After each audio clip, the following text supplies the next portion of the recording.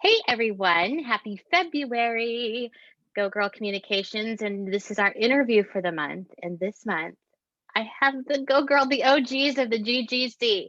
That's what I'm calling them for all you wonderful people that reference that.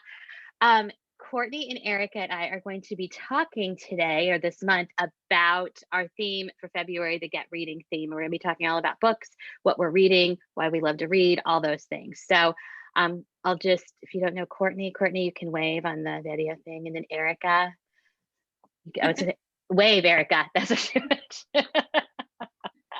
So I'm just going to jump right into this because as I've said on my Tuesday tips, I could do a Get Reading theme every single month.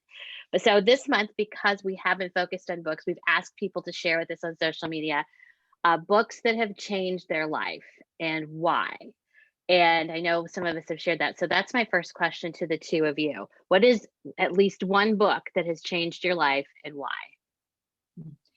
I can start. There's a lot of pressure with that question because I feel like almost every book I read has changed my life in some way. So, and it's always the most recent book. So anything that I'm reading, I'm like, that was the best. It was the best book ever. And I totally abandon and forget about the one I read last month. So when you asked this question, I posted on Instagram, the first book that I remember having that feeling with, and that was The Secret Garden. And I know it's cheesy. I know it's a lot of people's favorites, but I remember being, probably around 10, I think. And I had always been read to, and I was always a reader. But I think it was that book that I remember rereading and really feeling like I was in the story. And I think it's the first book that I just looked at characters and the setting of it all and just the way it made me feel on the inside. And so that's why I had said that one. It's the first one that just came to mind from when I was a child. Yeah, I love that one. And I love that idea of the first book that you remember rereading. Like, what is that book that you want to go back into and you really get into all parts of it? Mm-hmm. Courtney, what about you? Oh, I am the same way. I love every book that I read, and it's always the most recent. I'm like, oh my gosh, that was life-changing. But to kind of stay on track with Erica, I think that the first thing that I read, I think people who are readers read everything, like read signs, read posters inside cereal box book. I used to read the cereal boxes in the morning. Yeah. Yes. And talking to my husband, who's a non-reader, he's like, where did you read that? Like, why were you reading that? And I'm like, if there's words, I'm reading them. I don't care where they are. So my mom gave me a poster when I was probably 5 or 6. And it was a poem. It was called Desiderata. I don't know if you've ever heard of it. No. Max Ehrman. And it's this beautiful poster poem about how to live your life. And really deep for like a 5 or 6-year-old. And I read it over and over again. I had no idea what it meant. I didn't know what half the words were, but I was obsessed with it. And then when I came to understand what it actually meant, I had it completely memorized, and it totally changed my life. So I'm a Do you have that somewhere in your house now? No, I have a line of it on my arm though. Oh. So I've got this tattoo. It's you're a child of the universe, and so that's one of the lines in there. I saw Erica writing that down. Did you write it? Because I need to write and go look that up. Yep. Because I don't know that poem. I think it needs to go in Natalie's room if it changed your life. It was one of those things, like if there's words in front of me, I was going to read them, and I read them over and over and over, and I never knew how powerful it was. Like there was definitely a reason my mom stuck it up in my room. I just didn't know it at the time. Oh, that's so awesome. I know poetry is great. Like I remember loving poetry as a kid. I kind of got away from, I think when I was an English major, I stopped loving poetry because we dissected it so much that I stopped losing. So now I find if I hit poetry again, I love it again. Like I can read it the way that I read it when I was a kid. And I'm sure lots of kids, the sing-songing of nursery rhymes and everything. Well, and I think that people, when you say you love poetry, they're like, oh gosh, they think like poetry about autumn and leaves and nature. They don't that's just kind of like the go-to for it. But oh my gosh, poetry's so amazing. It is so amazing, and I get lost in it. That's so funny you just said it's about autumn and leaves, because one of the books that I'm going to post on social media before this month is over that changed me was Birches by Robert Frost. But I had this book when I was younger. My sister got me like the big, like it's a picture book of that poem, and I still have that exact book, and I still love it, like to be the swinger of Birches. But I do think that's really typical poetry right there, Robert Frost. You can't get any more. Go wrong with it. You can't go wrong with it. Into it, I love it. Solid gold, that Robert Frost poetry. For sure. I already shared. I mean, I'm exactly with you guys. Whatever book I'm reading, and my friend and Erica knows her, Dr. Kathy Suber, will make fun of me because whatever book I'm reading, that's what I'm quoting from. We could talk about anything and I'll be like, I'm reading this book, blah, blah, blah. Or if I quote something, she'll even say, are you reading this? Is this a book you're reading? I quote it constantly. So, right now I am reading Michelle Obama's Becoming, which is awesome. And I love it. But I think Untamed, which from Glennon Doyle, was a book that I just felt like every single page had something on it that I took my time with that book.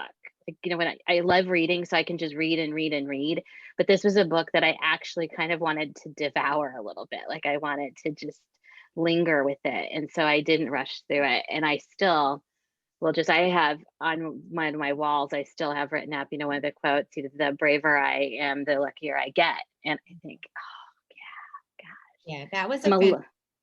And I think I joked with you or someone.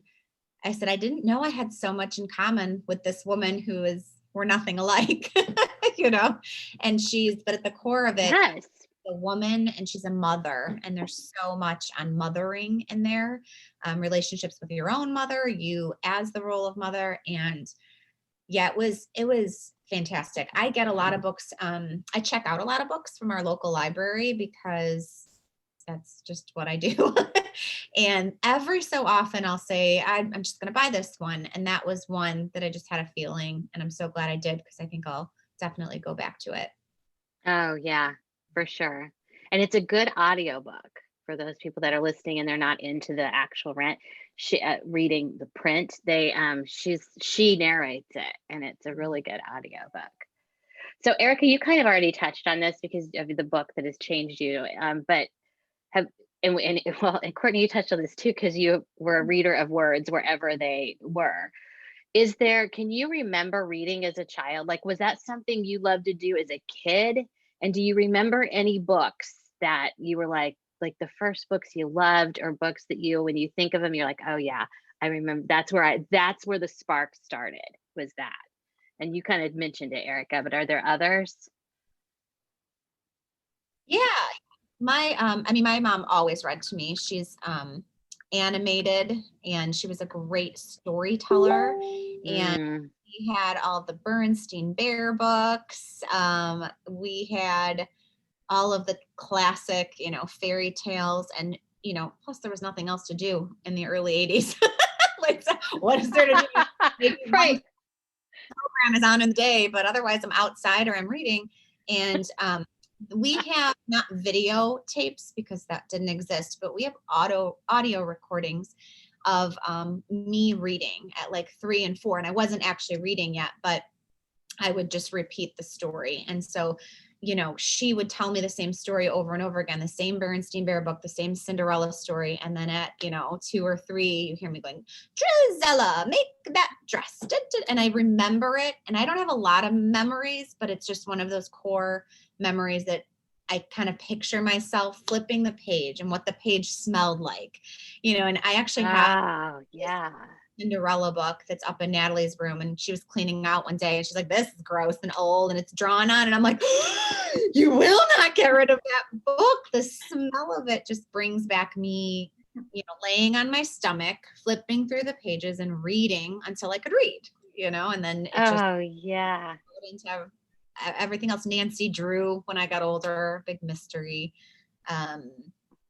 Oh, the smell of books. I love that you just said that. That's why I love a library. I Mm. think because it's just like there's a smell to that it just instantly makes me feel comfortable. Yeah. What What about about you, Courtney? Your childhood books? Okay, so this will definitely show my age is that I loved the Goosebumps books and like R.L. Stein, all of like the scary books for little tweens. We were more like, as I hear Erica, we were more of like an introverted family of readers. My mom always had a book. I remember like the Danielle Steele phase. Um, and Oh every yeah. night she would lay down on the couch and read a book quietly. And so, you just kind of mimic that.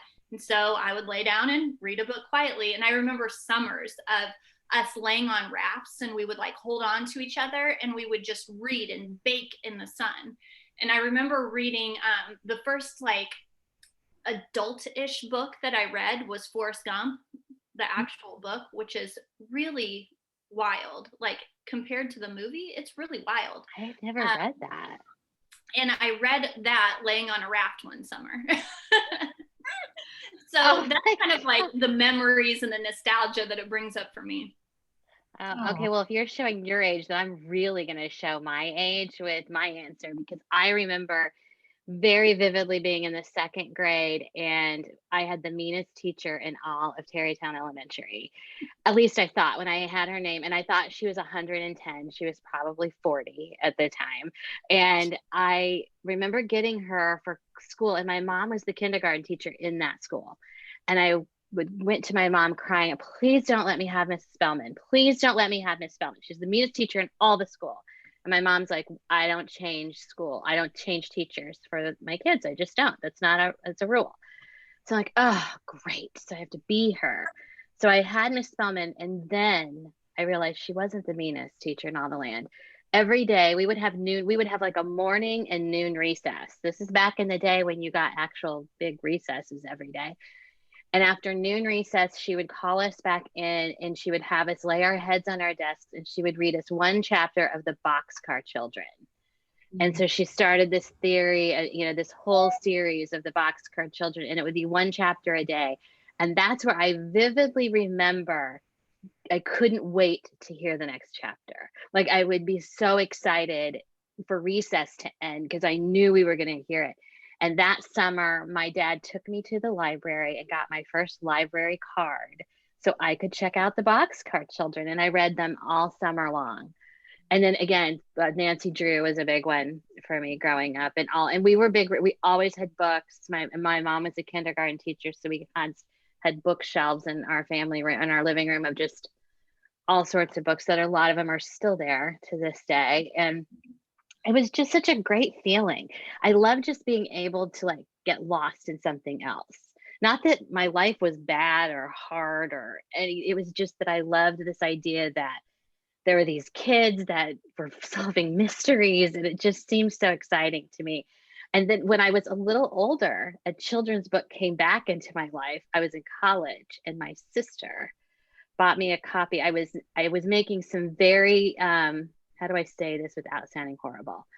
I was making some not very good choices with my life and the boys I was dating.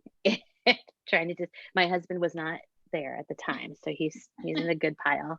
But my sister was worried that I was going down this bad road of making these decisions. I was just not hanging out with the right people, she thought. So she bought me a copy, and she was a school teacher, an elementary school teacher. She bought me a copy of The Paper Bag Princess. Has anybody ever read that? I still have. She bought me a little version of it. And it's all about this wonderful, it's a kid's book, and it's about this princess and her prince that she loves. And a dragon comes and burns off all their clothes and burns down their village. And it is actually the princess that does everything to save the prince. And when she gets to the prince after all this, she saves him. She opens the door and says, I saved you. Here I am. Look, I've saved you. And he said, look what you're wearing. You look horrible. And she closed the door and left him trapped where he was and lived her life without him. And I remember Point number 2. All right. Max Herman and Paper Bag. Paper Bag Princess. I don't know who, I can't remember the author now, but it was such a profound book to me as a, in college, as early college, thinking that, well, hold on a minute. Maybe am I doing that? Like, am I rescuing people that don't even want to be rescued, or, whatever. I'm sure because of my English major, I was deep into it more than a kid would be. And I actually used to use that book for my first job at a newspaper. I used to talk to kids about how to tell a story. Like, if you hear a story and then you have to retell it like a newspaper reporter would do, I used to read that story and then have them retell it to me in what they heard, to hear how different versions come up from whoever you ask.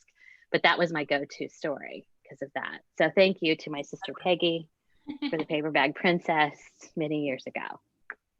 Oh God, I could talk about our books for kids all the time. All right, we're all avid readers, which is good. We're in the content business. But do you seem to gravitate more towards nonfiction or fiction? I'm nonfiction all the way. And it's funny because my daughter is too. I can see that, I'll read anything. I think Courtney said that, we'll read anything.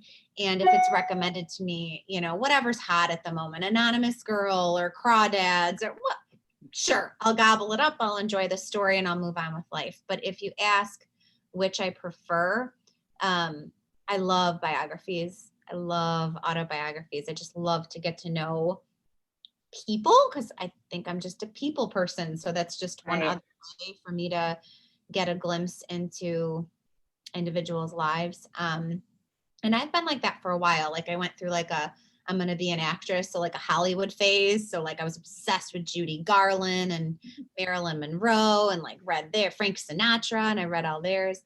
And then in early motherhood, I read all like comedians because I was probably crying a lot. So I needed to laugh. Bring on the Amy Poehler and the Tina Fey and the Amy Schumers and the like, make me laugh. This is hard. And my dad is like that too. He'll read all about sports figures and historical figures. So he is all history and sports. I'm probably more arts and entertainment biographies. I'm definitely more of a fiction reader.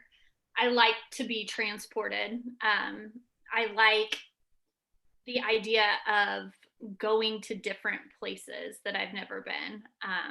And I just love characters and setting, like you were saying, Erica, and to just really get away. I mean, not that life is horrible. Right. It is fun to just tune it all out.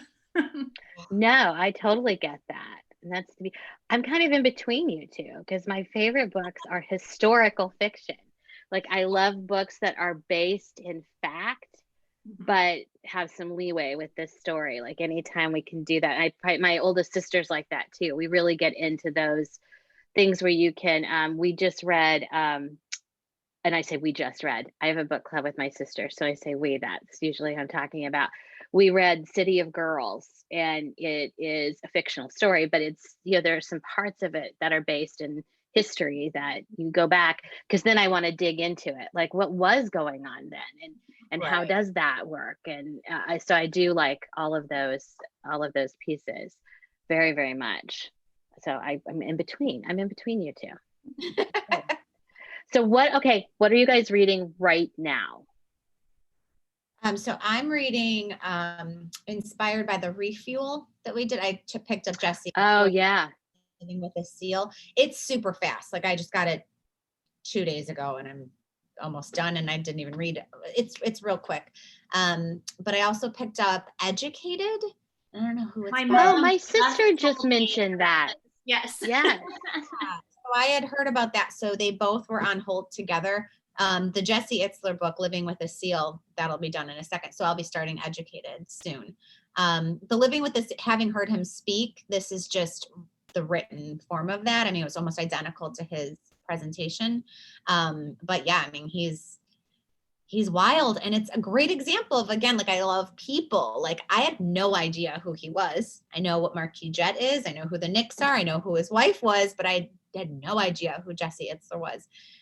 And what a fascinating life. Like, it's just so cool to see what one person has done. And you don't even know, who they are, but they're existing with us. Yeah. Oh, I got to read that one. That's going to be on my list. Yeah. Courtney, what are you reading? I picked up a book from Barnes and Noble, and I've picked it up like 20 times and fall asleep every single time. So I finally abandoned it because I was like, clearly I'm just not meant to read this book at this time. And I'm one of those people who I rewatch TV shows and I reread books all the time. There's something about it. And so I'm reading 1,000 Splendid Suns again because it's my absolute favorite ever. So here's a question for you then. I'm digressing. Sorry, hostess. No, you can. We can digress all you want. With fiction, you're like, I like to escape. I like to be in another world. I guess maybe it's the fiction that I gravitate toward. I don't want to be part of that world. Like you say 1,000 Splendid Suns, and I taught that, and I taught Kite Runner, and so I dealt with it a few years in a row.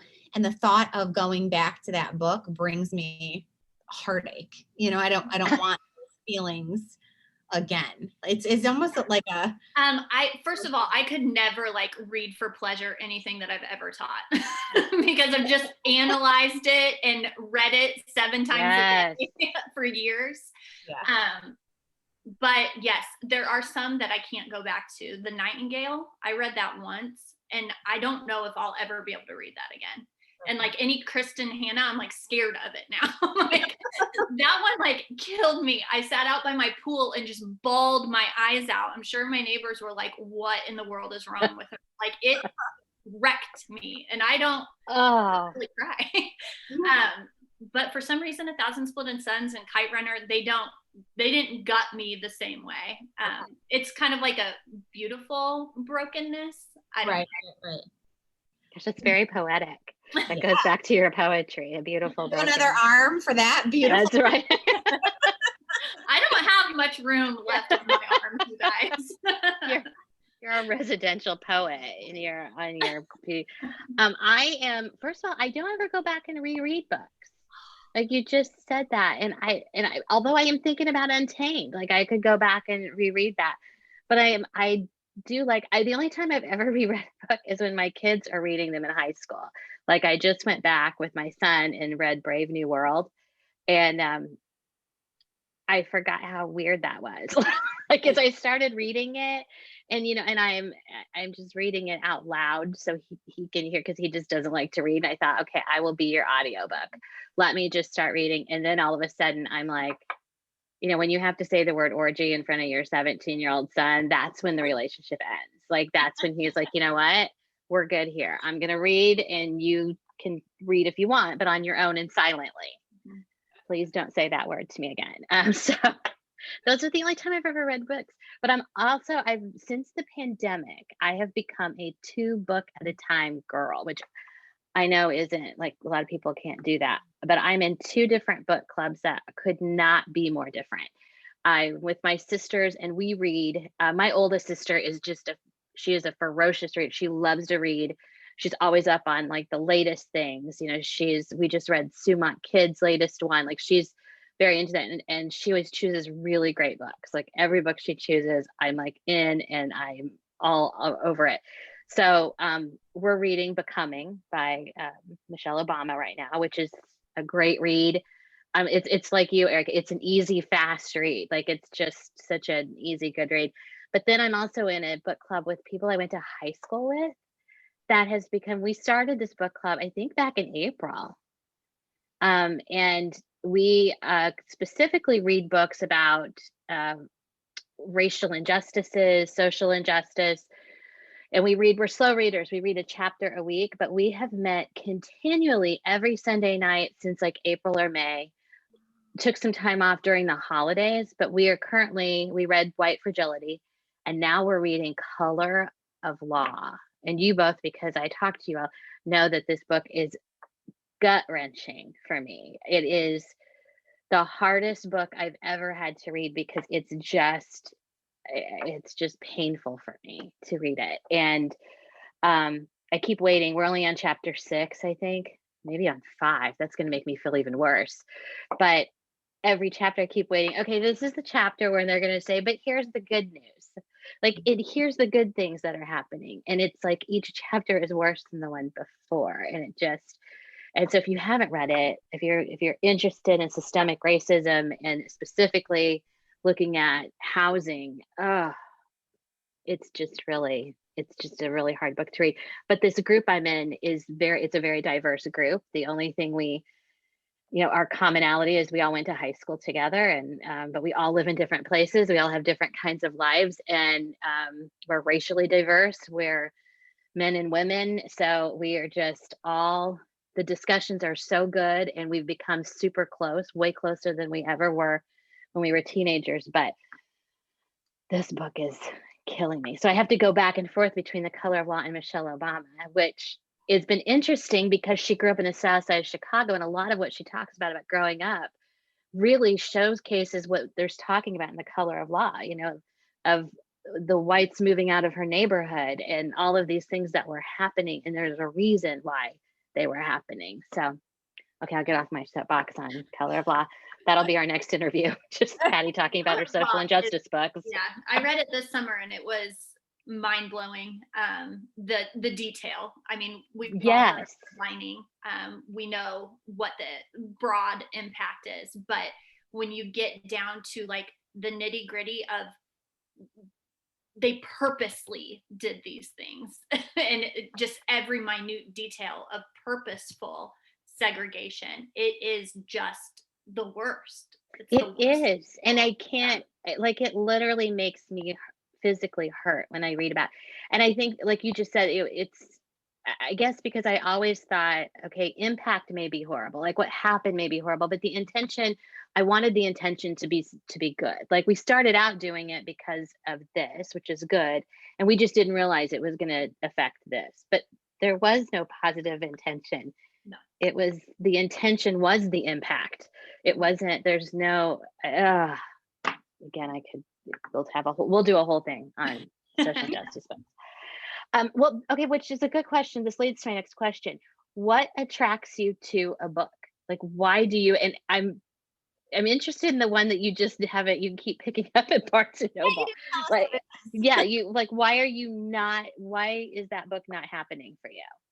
I have no idea. I don't know. I don't know if it's the writing or, I mean, I've only gotten into maybe chapter 3 or 4 and it's very fragmented. So it's hard to really just be sucked in because you've got chapters from various perspectives and they're in, different settings. So I haven't been able to invest in anyone yet. What book is it? I can't even remember the name of it. Oh, wow. I can go get it from my room, but yeah, it's just sitting on my nightstand. Isn't that horrible that I can't even remember the name of it? No, that says a lot, actually, that you can't remember the name of it. You're not great. That's why I picked it up. I heard it was great. So I will push through on it. So do you, if somebody mentions to you, does it have to be a certain person mentioning it? Like, does it have to be a friend, or is it something maybe somebody just put up on Facebook or? No, I mean, I've got my trusted sources. Like my best friend is a librarian. And oh my gosh, I would love it if my best friend was a librarian. Oh my gosh. She gives me all the best recommendations.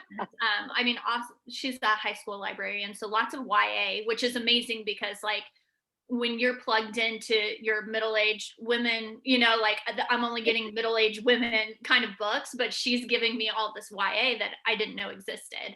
And then English teacher friends who are voracious readers. I think being outside of teaching in academia, like you just get kind of lazy with some Real Housewives, so I'm like, I got to get back in the game. So I definitely my English teacher friends. That's so funny. Erica, I think what makes you pick it up?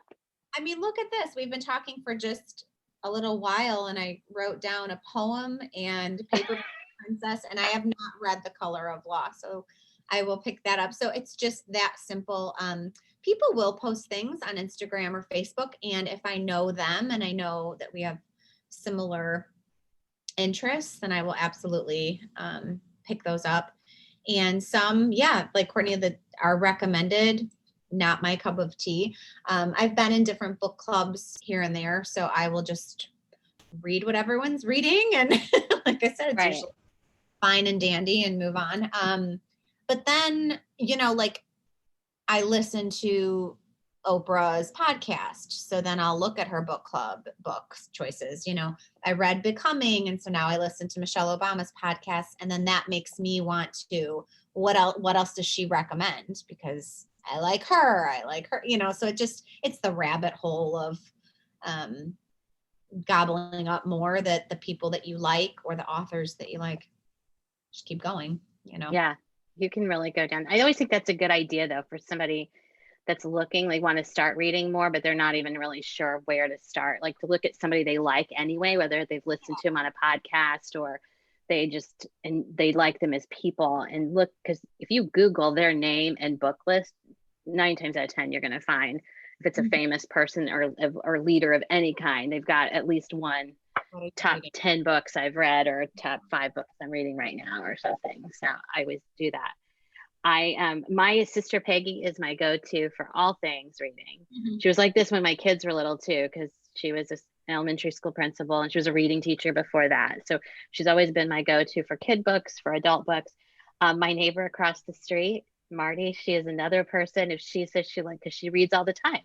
So if she recommends a book, I always think about that too. And then I do have other people that I try, like if they post about it, I think, oh, that must be a good one that they're doing that, which leads me to this question, because you both mentioned books that weren't so great. Has there been a book that everyone seemed to love and you were like, I just could not get into it? If either one of you say Untamed. No. So I hated 50 Shades, the series. I mean, it's awful. It's horrible. And everyone. Did you read the whole series or did you only read the first one? Oh God, it was so long ago. Question. I think I read, no, I read the second one. No, I think I finished. Yeah, so it was a hate read. You're like me, you still read it even when you. I know. And I can't stand. I hate read. So I am, Courtney's going to try to punch me through the screen, but I am Game of Thrones, Lord of the Flies, Lord of the Rings.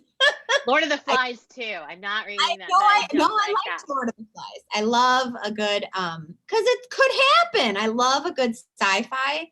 I hate, dragons and goblins and so I can't do any of that. And love them. If I have to put on the subtitles and then that became a book, I'm gonna read that. Nope, not gonna happen. I do love some dystopian novels. I love Dragon. I love Game of Thrones. Oh my gosh, read the entire series. Oh yeah, I love all of them. There has never been a book I've hated, probably because I've stopped reading it if I couldn't get into it. So I don't know of a book that I've just been like, I hate this book. Let me think. There's probably something I taught that I hated. Well, yeah, you guys both are English, former English teachers. There's gotta be, I would think. I mean, I don't know how that works, because then you could also, if you could choose some of the books you get to that you could love. We had no curriculum, so it was just whatever the heck we wanted to. I taught where we were paired with a social studies teacher, so it was the time period and then the literature to go along with it. So Great Gatsby and we did. Oh, I love some of the dystopian novels, but that's because that stuff could happen. Totally. It's where you lose me when it's not ever going to happen. So do you like Harry Potter? I do not. That was going to be mine. I am not. I've never read any Harry Potter. I knew. This may be the end of the relationship with Courtney. I've never. It's done. The company is shut down because of the big argument over. I've never, and I'm going to go one step further. I've never watched any Harry Potter movies. I've never done any of it. We actually, as a family, just binged the entire Harry Potter movie series in, I think, about a week. Every night we just sat down and watched it. And have you been to have you been to Universal Studios where you can go to Harry Potter? No. My daughter and her husband is a gigantic Harry Potter fan.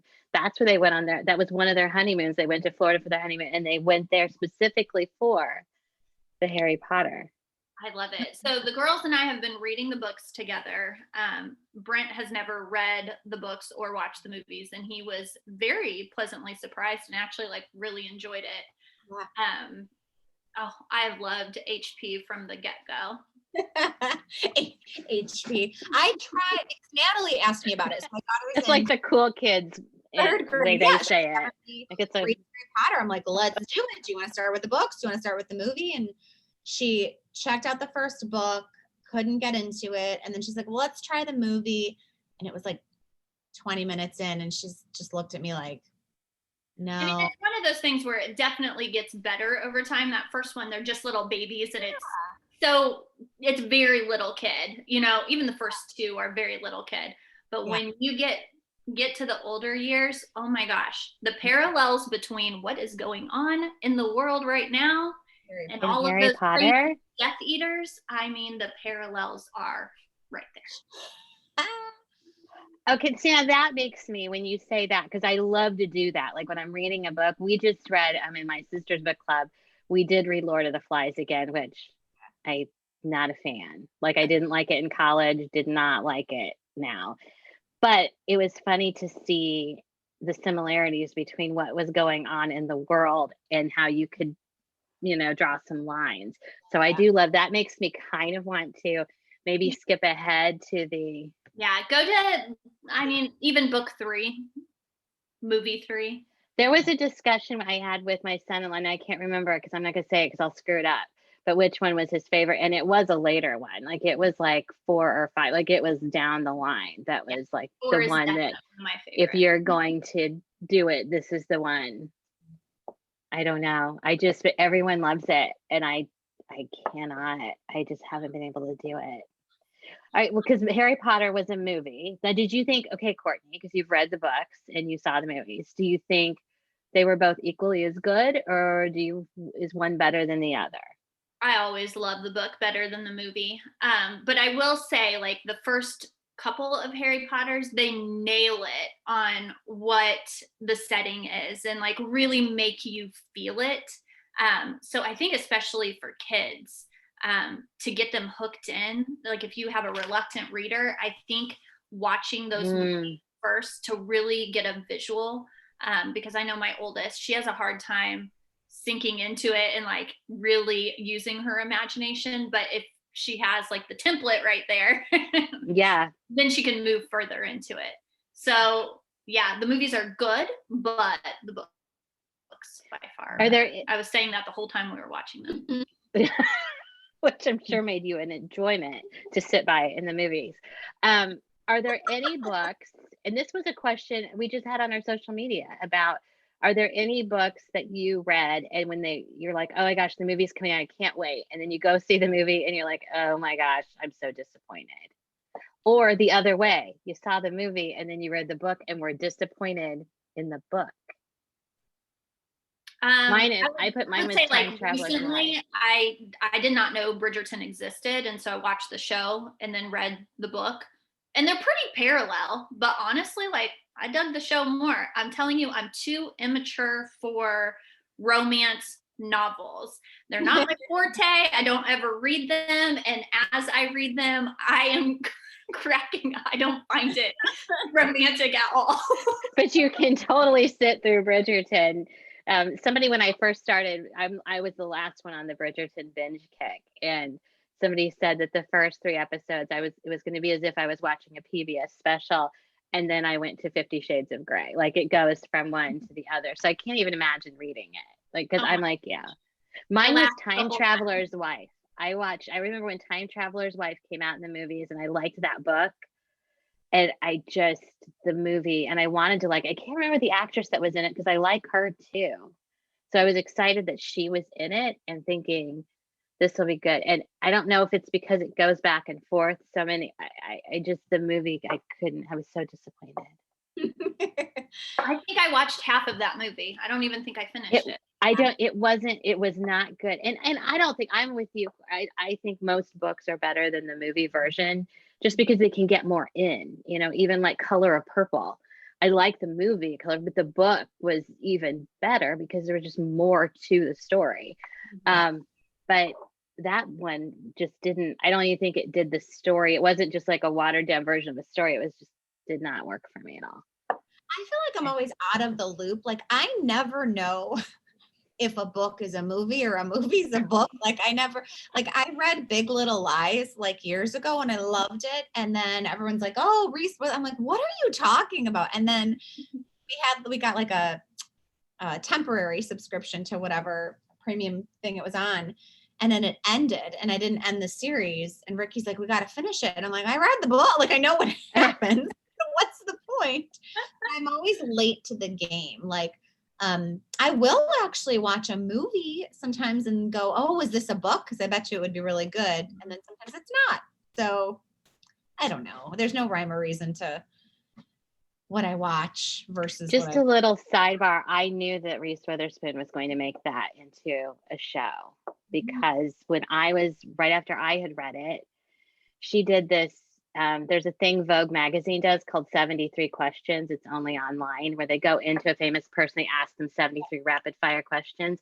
And the book she was reading that she couldn't stop talking about was Big Little Lies. And I thought that's right when she was starting her production company and all that. And I heard that it was coming out and she was involved, I knew it. I predicted it. Nice. I paid attention to that Vogue 73 Questions. I will say that show was pretty good in comparison to the book. I didn't have a lot of complaints there. Yeah. Now, and this is me being out of the loop on that. Is there a continuation to Big Little Lies? Is there season 2? But the book ended. How does that work? Season 2, Perry's mother comes into the equation, and it's Meryl Streep. She's phenomenal. It actually, it's so good. Okay, I never watched the second season of it because I was standing my ground. Well, the book ended, so we're done. Oh, I know. I was like, well, we don't even have that channel. It's fine. I read the book. It was when good. You have those Erica's only watching it if she has a channel. Yeah, when you have those top-notch actors like that, I just think their storytelling is phenomenal on its own. Oh gosh, yes. They could read a phone book, and I would be enthralled. I'd be sitting there like this. And Meryl's happened. Phone book. Yes. I would buy into that for sure. I'm getting off topic. Continue. Censored myself. Well, speaking of off topic, this is totally off script. We're a content company. We're content creators, all of us. How do you think reading makes, and not just you personally, but just in general, if people are big readers, if they read a lot, how do you think that makes them better writers of even social media content? I'm not talking about writing a book, but even if they're just writing for their Facebook page or whatever, how does reading help them do that better? I think it's that words are accessible to you and that it's just easier at the end of the day. I mean, my husband just poked his head in. So if you saw me go like this, he is not a reader. He is in investment banking. He is all numbers all day, every day. And I don't read. Okay. So he married an English teacher. So when he sees me take my little fingers to the keyboard and sees how quickly a paragraph comes out, he will say, oh my gosh, that would have taken me an hour and it took you 5 minutes. Is that because I'm a reader? I think so. I think that it's just like Courtney said, when you have that lens of reading everything, this from the cereal box in the morning, when you're 6 to now when you're sitting and you're just observing always, then maybe we just have a bigger pool of of words and ideas to choose from because we've allowed ourselves to be exposed to them always constantly. You know, it just didn't end when we graduated college. It continued because forever we're always going to have something in our hand, a book, a magazine, a journal, listening to whatever it is. We're getting information so we can just share that, you know, and have it. Well, and I told my students and I tell my kids this all the time. Reading makes your grammar and your punctuation like magic. It just magically happens. You don't know why you know that a period goes where it goes, or a hyphen or a comma, but you know it does. Like, you know how it works. And you're naturally a fairly decent speller, usually. Because all you're doing is looking at this over and over again, and all of your grammar and punctuation, it's going to show up in patterns. Mm-hmm. So you don't have to learn it. Like, it's not something that you physically have to like diagram a sentence on a chalkboard. You don't have to do that. I love diagramming sentences. I just knew it. I knew as soon as you said that the English teachers and both of you love to diagram. I love grammar. I will say, like, a lot of English teachers don't like grammar. Like, they're literature teachers and they're sucked into it. But I love some grammar. But it wasn't anything that it's not anything that I learned. It's just something that naturally happens. So if you want to be a good writer, all you have to do is read. Right. And I think that it also gives you the opportunity to find your own voice. Like, if you've never read different perspectives and different voices, then how do you know how to have your own voice when you're writing? So I think that your own voice starts to come naturally, especially I think like for social media and things like that. You can start to form a voice because you've tried on so many hats as you've read. Yeah. That's so good. Yes, that voice part I think is so important. And I think for us as content writers for other brands, because we all three read so much, you know, when we take on the voice of brands, it's a little easier for us, I think, to kind of get that voice pretty quickly, because you're right. We read all the time. We've read all these different perspectives, all these different voices. We can pull that out pretty quickly. Here's who you are. I just did this morning with one of our clients. I did the brand archetype wheel, which for those of you that don't know, it's my favorite thing to do in the whole wide world. And it's where you actually it's part literature, you know, how characters are formed in literature. Every book has a hero, every book has a villain. And there's certain traits of these people that you will find in every character of every book that you ever read. And you can do that with your brand. You can find that piece of your brand that's human-like, and that's where your voice and tone come in. I love it. I would do you know, you've done such a great job of building a portfolio that is unique and varied in the types of companies that you work with. Yeah. Though being able to adapt, especially for you, Courtney, with social media, you know, what's going to work for one client is not going to work for another. And that's really, really cool too, because it's not producing the same thing over and over. It's so varied, you know. It is. And I love, and it's by accident that I have that kind of portfolio.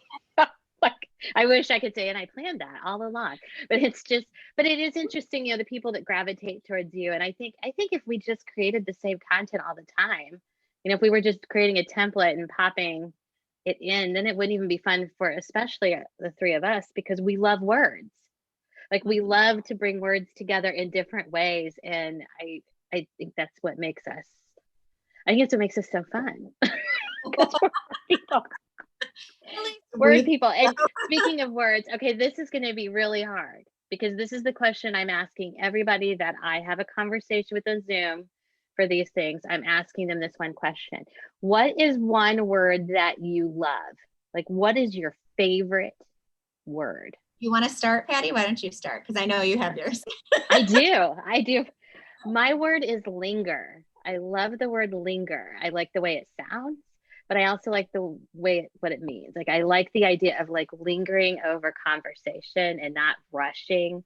Like I was talking about Untamed, I felt like it was a book I wanted to linger with and not rush through. And I think part of the reason I love it is because I have 3 kids, and life, you don't linger very much. Now my kids are older, so I'm starting to linger a little bit more. but you don't really linger. And so those moments that I ever got to do that, especially when my kids were little, it's just like heaven. And so I still, to this day, anytime I can use the word linger. I also used to really love the word clandestine. Why? I have no reason there, and I don't want to dig deep into why that probably is worth it. I'll bring that up in therapy. My word is not PG. Or PG. So what are we on HBO? Are we on? We are. There's no guideline. There's no rules here. I mean, earmuffs for anyone, but like shit is my favorite word. You can be like, oh shit, that's the shit. Like there's so many, it comes out and it works so well. And as far as cuss words, like I don't find them offensive, but in like the offensive scale, shit isn't all that offensive. I mean, legit, it just means poo, which I don't find offensive. I love it. Gosh, I love all cuss words. I love them. I love the power of them. I love the emotion of them. I don't think that they're this horrible thing. I hate words. I don't know why we're not more concerned about people using hate words than cuss words. For sure. I think that cuss words are just a great way to show your emotion. And it can range from like anger to frustration to sadness to happiness. Oh, they're just the best. Oh my gosh. Sorry. The Netflix series with Nicolas Cage. It's literally the history of swearing. Ooh. They're super short. I only watched the first one, which they started with the F-bomb. Yeah. And it's Nicolas Cage sitting there in his Nicolas Cage way and his voice. And he's talking about the history of these words, how they have evolved. And it's funny and it's super quick. It's like 30-minute episodes. Nice. I didn't even know that was a thing. Shit. And there you go. Oh my gosh. I just love that is your favorite word. Because usually, like if it's tell me your favorite curse word, like that would come up. But I love that regardless, outside of all curse words, that is your word. Man, that makes my clandestine look really good. What was I worried about? Courtney was going to throw out the curse words. Love it. And you're right about shit. It can mean really good or really bad. It's a very universal word. It's true. You're right, Erica. You mean a lot. We could do a whole thing on this. There's a book in here somewhere. One of our themes in the spring could be like, get cursing. Yes. That wouldn't work. These are power words. I mean, they give you power. I just remember I had a student and this girl could cuss like Shakespeare. I don't. There's a phrase I've never ever heard. She could just like it was the most eloquent but fast paced. Like I am telling you, she would cuss someone out, and my jaw would be on the floor. And I know that like as a teacher, I should have been like, Maddie, stop cussing. But I was like, how did you do that? That was phenomenal. Oh my gosh. The power of cussing. Oh my gosh. That is Erica, fun. how are you going to follow I can't the power of curse words? I know. I didn't even think of that. So this has been stressing me out because I've been working with Patti now about 5 months, and you originally talked to me about this idea, and I'm like, I don't know what is my favorite word. So I had a conversation with my daughter about it, and I'm like, what do you like? I think, I'm this and this and this. And she's like, no. And she said the word, and I'm like, oh, that's it. Moment. So moment, I think, is my favorite word. And she says, you're always talking about like people and being present in conversations. And I just enjoy talking and I enjoy listening. And she says, it's all about like, you'll say like, this is a special moment, you know what I mean? Or let's just remember the moment. She goes, you're always like taking a picture or a mental picture or appreciate this. And what about moment? And I'm like, I love that because It's true. You know, life is made up of all of these little moments, and they're all not great. I mean, a lot of them are really sad, tragic, horrible moments, but they still make up, you know, who we are. And it's great to get to know other people's moments, and then you can share them and find the moments that you have in common with one another. Which is probably why you love the, well, it's probably why you love the biographies, you know, like learning about people. It's like learning about, I mean, biographies are just a series of somebody's moments, their life moments. And like you said, they're not all big mountaintop moments. Some of the most important ones are those little everyday things that if we just took time out. I love that. Oh my gosh. I love that linger your moment and shit. Came up with it for you. Like the fact that she has, you know, it's come into her that moments are important, and that's what that's what she thinks when she thinks of you. Like that's really sweet. Isn't that always true though? Other people see, because I immediately go to, well, you know, positivity and bubbly and kind. She's just like, no, you're not really any of those. That's not what I'm saying. Okay, positively, Erica, not really. And she's just a little bit more thoughtful and quiet, and she really thought about it. I mean, this was like over a couple nights of sleeping and laying down, and we talk, and then one night she goes, I got it. And I'm like, you're a genius. Thank you. You're on like bubbles. I love bubbles. I'm going to ask my kids. I guarantee they're going to say shit.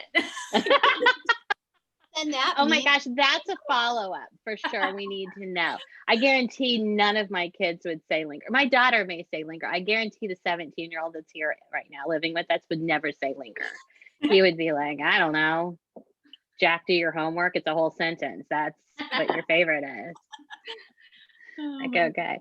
Oh my gosh, this was so fun. We should do this all the time. We should sit around and talk about books all the time. That would be great. I will put and just to let everybody know, I'm going to put a list of some of the books that we named. I will put those and share those on our blog, so people can grab some of those if they want to start reading. Like if any of you out there really want to start reading and you're just not sure what to pick up, we just named a whole bunch of different kinds of books in different kind of genres, so you can have a heyday with the Go Girl book list. We will put that. So if you Google Go Girl and book list, we will have our book list, just like every famous person. So thank you to Courtney and to Erica for taking time out today to just sit around and talk about books. This is what we do all day, every day at Go Girl. And we will see all of you back next month for next month's a good one too. Next month, we're really going to be talk about living in the moment and centering ourselves. So can't wait for that interview. I'll talk to you guys next month. Thank you.